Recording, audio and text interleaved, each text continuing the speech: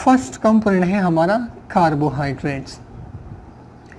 Carbohydrates या इसको हम हाइड्रेट्स ऑफ कार्बन भी कहते हैं। Carbohydrates are major source of energy. Carbohydrate हम फर्स्ट इसलिए पढ़ते हैं क्योंकि हमारा जो बेसिक जो सोर्स ऑफ एनर्जी है वो कार्बोहाइड्रेट्स है।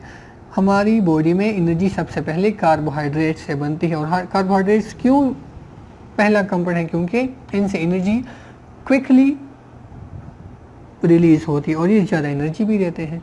इनकी ब्रेकडाउन आसान होती है। They contain the elements carbon, hydrogen and oxygen. मतलब ये क्या है? ये ऑर्गेनिक कंपाउंड्स है और इनमें कार्बन, हाइड्रोजन और ऑक्सीजन है। इनके जो बेसिक यूनिट्स हैं उनको हम ग्लूकोज कहते हैं। वी ऑब्टेन मोस्ट ऑफ और the carbohydrates in the form of starch. अब कार्बोहाइड्रेट्स के टाइप्स है, जैसे मोनोसेकेराइड है, डाइसेकेराइड है, इसके अलावा ओलिगोसेकेराइड और पॉलीसेकेराइड है। तो नंबर ऑफ ग्लूकोज यूनिट्स के बेस पर इनके अलग अलग फिर टाइप्स हैं। हम कार्बोहाइड्रेट्स हम लेते हैं in the form of starch हम लेते हैं, जो कि प्लांट्स का जो प्रिपेयर्ड खुराक होता है उसको वो प्लांट जो है स्टोर करते हैं स्टार्च की शक्ल में। तो हम अपना ज़्यादातर खुराक स्टार्च की शक्ल में लेते हैं। दिस इज़ फाउंड इन, अब पोटैटो में कार्बोहाइड्रेट्स है लेकिन वो स्टार्च की शक्ल में है। इस तरह राइस में भी है, ब्रेड में भी है और सीरियल्स जितनी भी फसलें हैं उनमें मौजूद है। जो हमें फूड और एनर्जी देते हैं उसको हम सीरियल कहते हैं। तो तमाम सीरियल्स में जितनी भी है, ब्रेड में, राइस में और पोटैटो में कार्बोहाइड्रेट्स है लेकिन कॉम्प्लेक्स कार्बोहाइड्रेट्स है और स्टार्चेस की शक्ल में है। अब जब हम कार्बोहाइड्रेट्स यूज़ करते हैं तो फिर ये कार्बोहाइड्रेट्स माउथ से इनकी डाइजेशन स्टार्ट होती है और हमारा जितना भी डाइजेस्टिव सिस्टम है वो इन कार्बोहाइड्रेट, जहाँ पर हम कार्बोहाइड्रेट्स की सिर्फ बात कर रहे हैं, तो इन कार्बोहाइड्रेट्स को अपने सिंपल यूनिट्स ग्लूकोज में डाइजेस्टिव सिस्टम कन्वर्ट करता है। फिर वो glucose as source of energy है, तो एरोबिक रिस्पायरेशन में ग्लूकोज से एनर्जी रिलीज होती है। फिर वही एनर्जी हम ग्रोथ में, रिप्रोडक्शन में, to maintain good health, to fight disease, इसी तरह सेल डिवीजन के दौरान, इसी तरह हीलिंग ऑफ वुंड्स के दौरान बहुत सारे काम जो हो रहे हैं बॉडी के अंदर उनमें एनर्जी इस्तेमाल होती है। और digestive system turns this starch into simple carbohydrate called glucose और इस प्रोसेस को हम डाइजेशन कहते हैं। Conversion of larger complex and insoluble food into smaller simpler and soluble. क्योंकि हमने पढ़ा है कि हमारा जो सेल मेम्ब्रेन है वो क्या है? सेमी परमिएबल है। स्मॉलर मॉलिक्यूल्स पास हो सकते हैं लेकिन लार्ज कॉम्प्लेक्स मॉलिक्यूल्स पास नहीं हो सकती। अब ये स्टार्च क्या है? ये कॉम्प्लेक्स है, ये क्या है? कॉम्प्लेक्स मॉलिक्यूल है, तो ये पास नहीं हो सकते। अब हमारी बॉडी इन स्टार्चेस को सिंपल यूनिट्स में हमारी बॉडीज कन्वर्ट करता है और उसके बाद glucose can easily pass. Blood carries glucose to all cells. अब जब डाइजेस्टिव सिस्टम खुराक की डाइजेशन कंप्लीट करता है फिर वो ब्लड में चला जाता है और फिर वो ब्लड उस डाइजेस्टेड खुराक को सेल्स तक पहुंच जाता है। फिर it is use in respiration for energy. हम पहले ही एरोबिक रिस्पायरेशन पढ़ चुके हैं, तो वहाँ पर एनर्जी, इस ग्लूकोज से एनर्जी बनती है। If a gram of carbohydrates is fully oxidised, याद रखिए इफ़ अ ग्राम की बात है, 1 ग्राम ऑफ कार्बोहाइड्रेट अगर फुली ऑक्सीडेशन उसकी हो जाती है, it produces about 4 kilo calorie of energy. तो ये 4 किलो कैलोरी या फिर 4000 कैलोरीज ऑफ एनर्जी ये प्रोड्यूस करते हैं, तो ये ज़्यादा एनर्जी है। 1 ग्राम कार्बोहाइड्रेट अगर फुली ऑक्सीडाइज हो जाए तो उससे 4 किलो कैलोरी एनर्जी रिलीज होती है। Glucose which is not use, अब वो एनर्जी मिलती है हमें। अब जितना हमें एनर्जी रिक्वायर्ड है, ग्लूकोज सेलुलर रिस्पायरेशन में इस्तेमाल होता है, उससे एनर्जी बनती है। जो इजाफी ग्लूकोज है उनके साथ क्या होता है? The glucose which is not used by cells is produce by cell is produce the glucose which is not used by cells is converted into, ये लाइन है, is converted into glycogen that is stored in muscles and liver. अब जो glucose इस्तेमाल हुआ उससे energy बन गई, energy मतलब रिलीज हो गई। जो ग्लूकोज एक्सेस में है, ज़्यादा है, ज़रूरत से अगर ज़्यादा है, तो फिर उनके साथ क्या होता है, the glucose which is not used by the cells is converted into glycogen. वो ग्लूकोज एक स्टोर्ड फॉर्म में, जिसको हम ग्लाइकोजन कहते हैं, ग्लाइकोजन में कन्वर्ट होता है। और वो ग्लाइकोजन कहाँ स्टोर होता है, that is stored in muscles and liver. Muscles में और लीवर में वो ग्लूकोज जो है ग्लाइकोजन की शक्ल में स्टोर होता है। ग्लाइकोजन क्या है, स्टोर्ड फॉर्म ऑफ ग्लूकोज है। कौन सा स्टोर्ड फॉर्म है, that can easily be converted back to glucose when required. जब ज़रूरत हो, अगर ब्लड का ग्लूकोज लेवल कम होता है तो अगेन वही ग्लाइकोजन फिर ग्लूकोज में दोबारा कन्वर्ट होता है और फिर उससे एनर्जी बनती है। अच्छा, अब बॉडी का जो ग्लाइकोजन की स्टोरेज की एबिलिटी है वो लिमिटेड है, कम है। तो पहले ग्लूकोज जो है वो ग्लाइकोजन में कन्वर्ट होते हैं, फिर अगर और भी ज़्यादा ग्लूकोज मौजूद है तो फिर ग्लाइकोजन की जगह फैट्स में ग्लूकोज कन्वर्ट होते हैं। So the bodies glycogen storage capacity is limited. Body में, हमारी बॉडी में ग्लाइकोजन की स्टोरेज की जो एबिलिटी है, कैपेसिटी है, वो क्या है, कम है, मतलब लिमिटेड है, एक ख़ास लेवल है उसका। So any unused glucose is converted to fats. फिर वो एक्सेस ग्लूकोज जो है वो फिर फैट्स में कन्वर्ट होते हैं। पहले वो ग्लाइकोजन में कन्वर्ट होते हैं, अगर और भी ज़्यादा ग्लूकोज मौजूद है तो फिर वो एक्सेस ऑफ जो ग्लूकोज है उसके बाद वो ग्लूकोज फैट्स में कन्वर्ट होते हैं।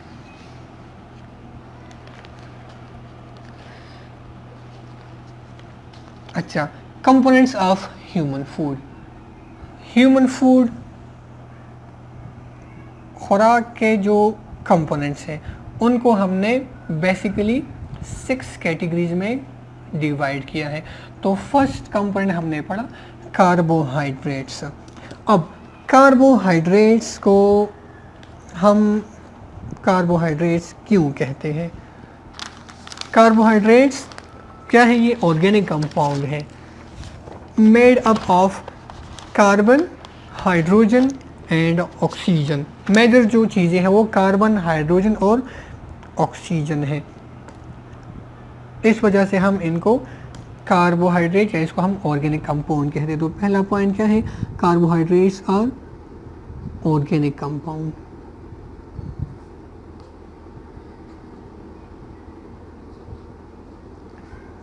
Made up of carbon, hydrogen, oxygen.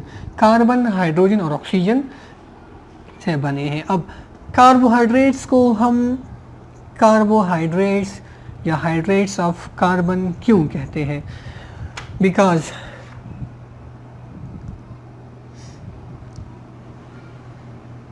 इनमें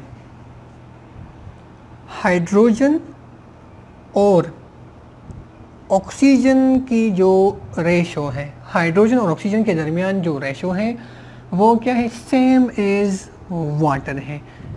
किस तरह, हम कहते हैं कार्बन, हाइड्रोजन और ऑक्सीजन से कार्बोहाइड्रेट्स बने हैं। कार्बन, हाइड्रोजन और ऑक्सीजन कार्बोहाइड्रेट्स है ये। इनमें कार्बन के साथ ऑक्सीजन और हाइड्रोजन की जो रेशो है it is same as in water, बिल्कुल उतना ही रेशो जितना पानी में है, H2O। तो हमें क्या नज़र आता है, it appears as there is water with carbon. Carbon के साथ क्या है, H2O मौजूद है। इसका जब हम सिंपल रेशो लेते हैं तो वो क्या आता है, 1:2:1। अब हाइड्रोजन और ऑक्सीजन की जो रेशो है वाटर में कितनी है, 2:1। यहाँ पर ये 2:1 है। और उसी तरह कार्बोहाइड्रेट्स में भी हाइड्रोजन और ऑक्सीजन की रेशो क्या है, सेम एज इन वाटर है। यही वजह है कि हम इनको कार्बोहाइड्रेट्स या हम इनको हाइड्रेट्स ऑफ कार्बन भी कहते हैं। कार्बोहाइड्रेट्स या हाइड्रेट्स ऑफ कार्बन भी हम कहते हैं। Hydro means water. तो हमें यूं नज़र आता है जैसे कार्बन के साथ तो वाटर मौजूद है। अच्छा, इनको हम कार्बोहाइड्रेट्स या हाइड्रेट्स ऑफ कार्बन कहते हैं। और ये क्या है? ऑर्गेनिक कंपाउंड है। कार्बोहाइड्रेट्स, इनका जो जनरल फॉर्मूला है, general formula of carbohydrates is CnH2nOn। Cn number of carbon, H2n एक नंबर ऑफ कार्बन, मतलब C यहाँ से मतलब है कार्बन, यहाँ से है हाइड्रोजन। तो अगर एक कार्बन इंक्रीज होता है तो हाइड्रोजन उसके डबल इंक्रीज होता है, और इस तरह एक ऑक्सीजन। तो N का मतलब यहाँ पर है नंबर ऑफ कार्बन या नंबर ऑफ हाइड्रोजन या नंबर ऑफ ऑक्सीजन। तो अगर हम देखें यहाँ पर तो हाइड्रोजन का जो नंबर है वो 2 टाइम्स, दोनों के 2 टाइम्स इंक्रीज होता है। तो इनका जनरल या सिंपल इनका जो फार्मूला है वो CnH2nOn है, या हम सिंपली CH2O या उसको हम जो है सिंपली बस इस तरह लिखते हैं CnH2nOn। तो ये कार्बोहाइड्रेट्स का जनरल फार्मूला है। अच्छा, अब कार्बोहाइड्रेट्स की थोड़ी सी हम क्लासिफिकेशन के बारे में पढ़ते हैं कि उनके टाइप्स क्या है। ये जनरल फार्मूला और यहाँ पर हम क्लासिफिकेशन। अच्छा, क्लासिफिकेशन किस बेस पे है? क्लासिफिकेशन इज बेस्ड ऑन किस चीज़ पे? Number of units, based on number of glucose units. Basic इनके यूनिट्स क्या है? ग्लूकोज है, C6H12O6 एक ग्लूकोज, इस तरह अदर यूनिट्स है। तो based on number of glucose units इनके फिर टाइप्स हैं। फर्स्ट को हम कहते हैं मोनोसेकेराइड।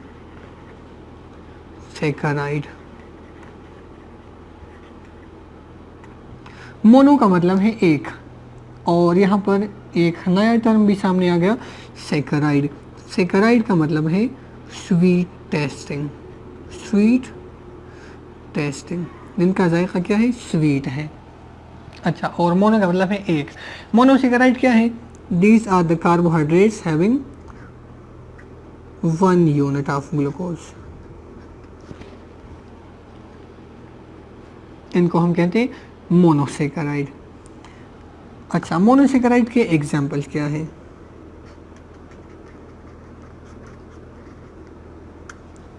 मोनोसेकेराइड के एग्जाम्पल है ग्लूकोज और फ्रक्टोज। ग्लूकोज और फ्रक्टोज ये मोनोसेकेराइड के एग्जाम्पल है। फिर इनमें नंबर ऑफ जो कार्बन है, सिंपल जब हम कार्बन की बात करते हैं तो इनमें नंबर ऑफ कार्बन जो है वो डिफरेंट है।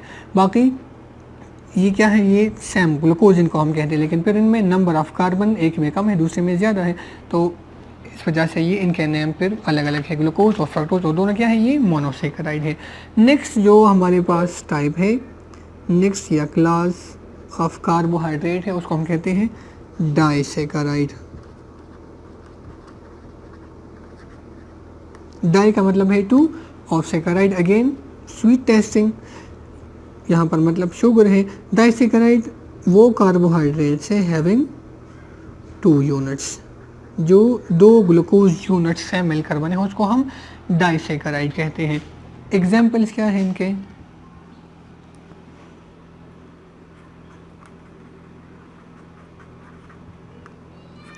डाइसेकेराइड के एग्जाम्पल्स हमारे पास है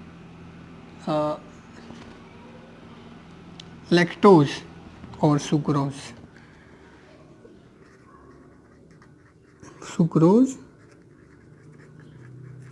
और लैक्टोज। ओलिगोसेकेराइड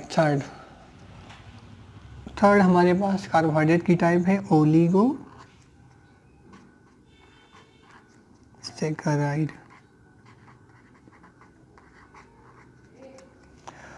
ओलिगो का मतलब है फ्यू 2 से ज़्यादा। सेकेराइड का मतलब है शुगर या स्वीट टेस्ट, तो शुगर आमतौर पर स्वीट टेस्टिंग होते हैं। अच्छा, अब ओलिगोसेकेराइड हम उन कार्बोहाइड्रेट्स को कहते हैं जिनमें हैविंग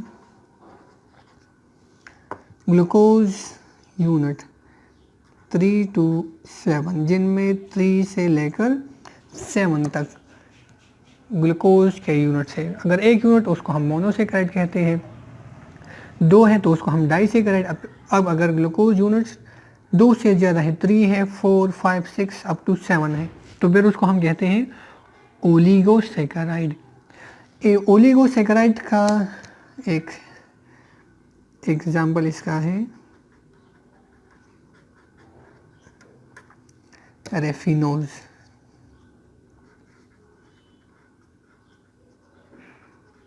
रेफिनोज शुगर है और ये ओलिगोसेकेराइड है। उसके बाद हमारे पास जो 4th टाइप है, लास्ट टाइप है, उसको हम कहते हैं पॉलीसेकेराइड।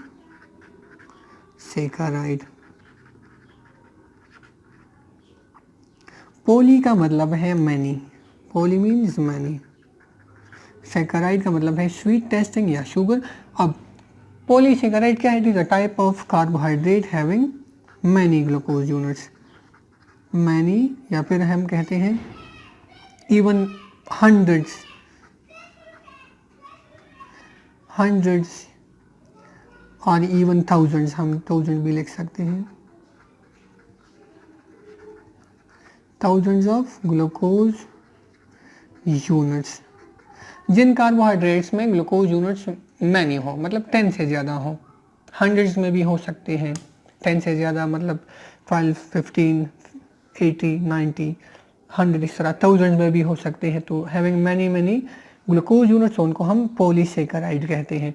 अब पॉलीसेकेराइड के एग्जांपल्स क्या है? पॉलीसेकेराइड में बहुत सारे फिर कार्बोहाइड्रेट्स आ जाते हैं, जिस तरह हमने पढ़ा कम्प्लेक्स कार्बोहाइड्रेट, जैसे सेलुलोज है, जैसे सेलुलोज प्लांट का सेल वॉल, इसी तरह काइटिन है, फंजाई का सेल वॉल, इसी तरह ग्लाइकोजन अभी अभी हमने पढ़ा स्टोर्ड फॉर्म ऑफ ग्लूकोज है एनिमल्स में। तो ये पॉलीसेकेराइड के एग्जाम्पल्स हैं जिनको हम कॉम्प्लेक्स कार्बोहाइड्रेट्स कहते हैं। तो ये कार्बोहाइड्रेट्स के 4 बेसिक टाइप्स हैं। किस बेस पे? On the basis of number of glucose present in them. इनके 4 टाइप्स है, मोनोसेकेराइड, डाइसेकेराइड, फिर उसके बाद ओलिगोसेकेराइड और पॉलीसेकेराइड। अच्छा, अब कार्बोहाइड्रेट्स फर्स्ट कैटेगरी है क्योंकि they are the main source of energy. हमारे पास क्या है? मेजर सोर्स ऑफ एनर्जी है। हम कार्बोहाइड्रेट्स जो है वो हम उसको स्टार्च की शक्ल में लेते हैं। हमारा जो डाइजेस्टिव सिस्टम है इन स्टार्चेस को कन्वर्ट करता है सिंपलर यूनिट्स में, जिसको हम ग्लूकोज कहते हैं। फिर ग्लूकोज से हमें एनर्जी मिलती है।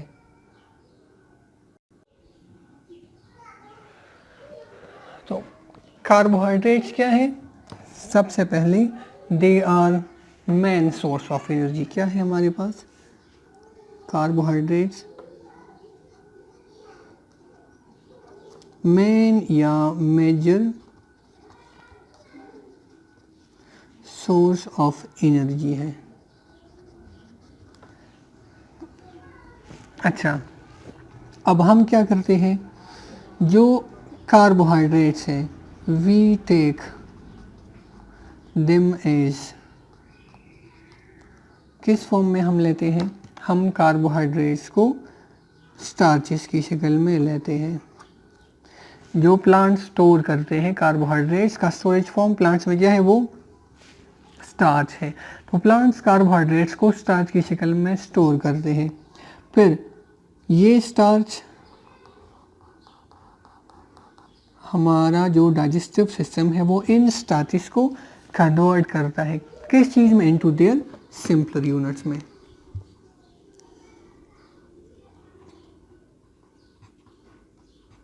सिंपलर यूनिट्स में कन्वर्ट होते हैं। और ये कन्वर्जन कौन करता है? हमारा digestive system, by digestive system. Digestive system इन स्टार्चेस को सिंपल यूनिट्स में, सिंपल ग्लूकोज यूनिट्स में कन्वर्ट करता है। फिर ये जो सिंपलर यूनिट्स हैं ग्लूकोज है, ये ग्लूकोज फिर डिफ्यूज होता है इनटू ब्लड। ग्लूकोज ब्लड के अंदर चला गया, फिर ब्लड से निकलकर सेल्स और टिश्यूज में पहुंचता है,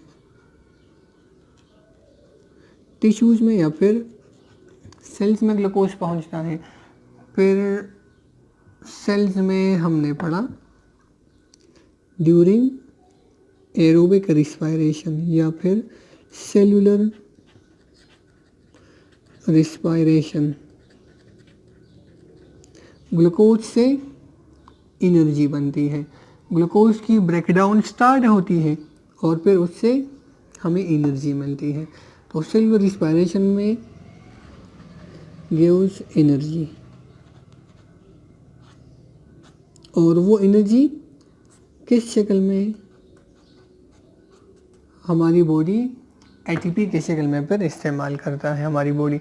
तो ये ग्लूकोज कन्वर्ट हो गई, एनर्जी उससे रिलीज़ हो गई और फिर वो एनर्जी हम यूटिलाइज करते हैं। तो हमारी बॉडी का एनर्जी का जो 3/4 ऑफ जो एनर्जी है वो कार्बोहाइड्रेट से आती है, बाकी जो एक हिस्सा है वो प्रोटीन या फिर फैट से हमारी बॉडी को मिलती है, और जो मेजर एनर्जी है वो कार्बोहाइड्रेट से रिलीज होती है। अच्छा, अब हमने पढ़ा 1 gram of carbohydrates, 1 gram of carbohydrates अगर फुली ऑक्सीडाइज हो जाए तो एनर्जी हमें कितनी एनर्जी मिलती है, 4 किलो कैलोरी एनर्जी मिलती है हमें। अगर 1 ग्राम, याद रखिए 1 ग्राम कार्बोहाइड्रेट्स की अगर कंप्लीटली ऑक्सीडेशन हो जाती है हमें 4 किलो कैलोरी ऑफ एनर्जी मिलती है। और ये कब मिलती है एनर्जी, ड्यूरिंग सेलुलर रिस्पायरेशन। और इस प्रोसेस को हम फिर क्या कहते हैं, कार्बोहाइड्रेट्स की ग्लूकोज में कन्वर्जन को हम कार्बोहाइड्रेट्स की डाइजेशन कहते हैं। अब glucose as source of energy हम इस्तेमाल करते हैं, ग्लूकोज से एनर्जी बनती है। अगर एक्सेस ऑफ ग्लूकोज हो तो हमारी बॉडी क्या करता है, ग्लूकोज अगर एक्सेस में हो, कंटिन्यूसली ग्लूकोज की ब्रेकडाउन मतलब कार्बोहाइड्रेट्स की ब्रेकडाउन होती है तो ग्लूकोज ब्लड के अंदर ऐड होता है। अब अगर ब्लड का ग्लूकोज लेवल नॉर्मल से इंक्रीज होता है तो हमारी बॉडी उस एक्सेस ग्लूकोज को, इजाफी ग्लूकोज को ग्लाइकोजन में हमारी बॉडी उसको कन्वर्ट करता है, ग्लाइकोजन में। और फिर ये ग्लाइकोजन कहाँ स्टोर होता है, stored in liver plus muscles में। अच्छा, और ये प्रोसेस कौन करता है, ये पैंक्रियास करता है। Excess of glucose is converted into glycogen. Glycogen क्या है, स्टोर्ड फॉर्म ऑफ ग्लूकोज है। ग्लाइकोजन हमारे पास है स्टोर्ड फॉर्म ऑफ ग्लूकोज है, और एक ऐसा स्टोर्ड फॉर्म है which can easily B converted back into glucose when ever needed. जब ज़रूरत होती है दोबारा ये ग्लाइकोजन दोबारा ये जो है ग्लूकोज में ये वापस कन्वर्ट आसानी के साथ कन्वर्ट होते हैं। तो ये ग्लूकोज की डाइजेशन है। अच्छा, हमने पढ़ा excess of glucose is converted into glycogen.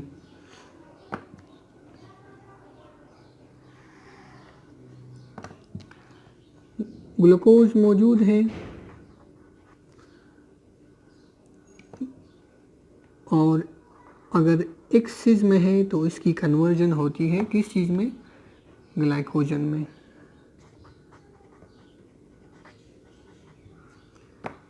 जब ज़रूरत हो ब्लड का ग्लूकोज लेवल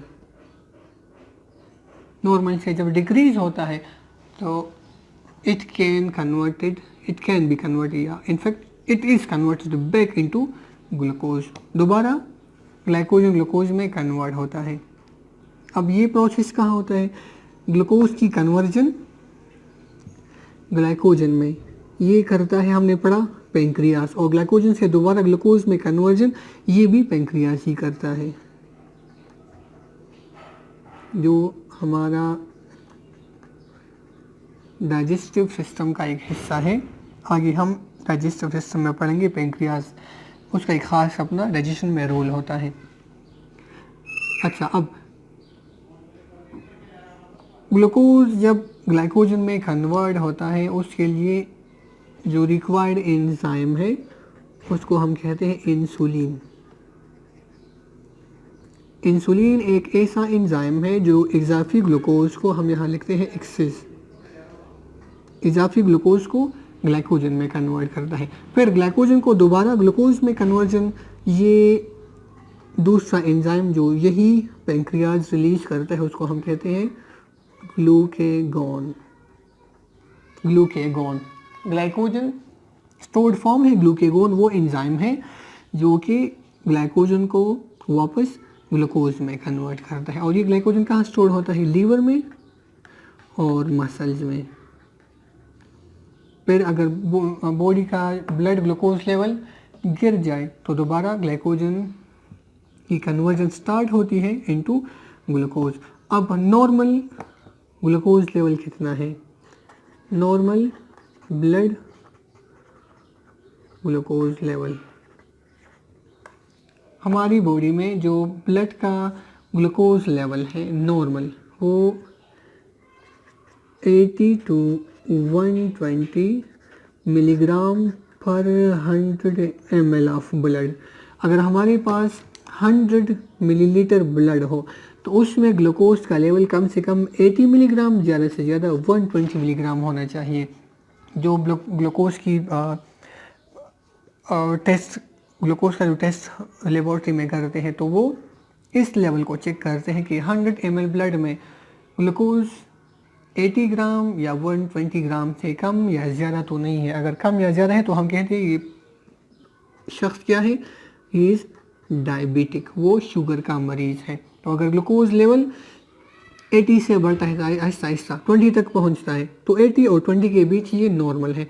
फिर अगर कंटिन्यूसली कार्बोहाइड्रेट्स की ब्रेकडाउन स्टार्ट है, ग्लूकोज ब्लड में ऐड हो रहा है, तो 120 से अगर लेवल बढ़ता है तो ये हार्मोन रिलीज होगा, ये इस इजाफी ग्लूकोज को ग्लाइकोजन में कन्वर्ट करेगा.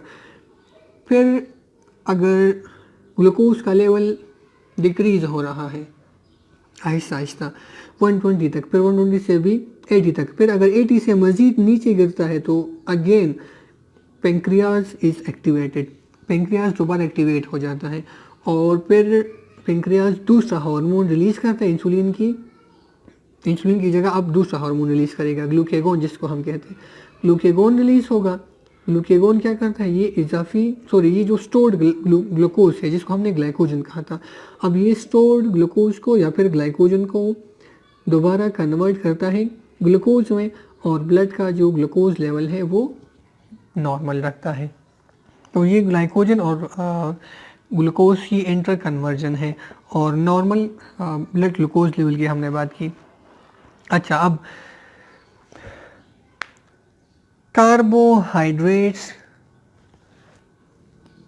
के सोर्सेस क्या है? कौन सी चीज़ों में कार्बोहाइड्रेट्स मौजूद है?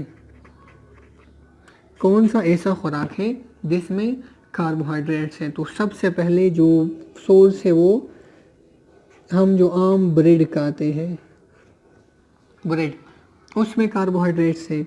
इसके अलावा पोटैटोज़ में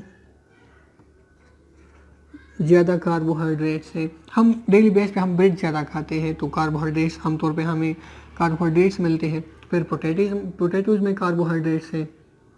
इसके अलावा राइस है या फिर सीरियल है, राइस, चावल और सीरियल, मतलब जो हमें फूड और एनर्जी देते हैं उनको हम सीरियल कहते हैं. तो राइस में, सीरियल में, पोटैटोज़ में और ब्रेड में, इस तरह और भी बहुत सारे बहुत सारी चीज़ें हैं जिनमें कार्बोहाइड्रेट्स मौजूद हैं, लेकिन जो सबसे ज़्यादा हम बात करते हैं तो सबसे ज़्यादा कार्बोहाइड्रेट्स इन चीज़ों में हमें मिलेंगे, और हम ये चीज़ें डेली बेस पे हम इनका इस्तेमाल ज़्यादा करते हैं।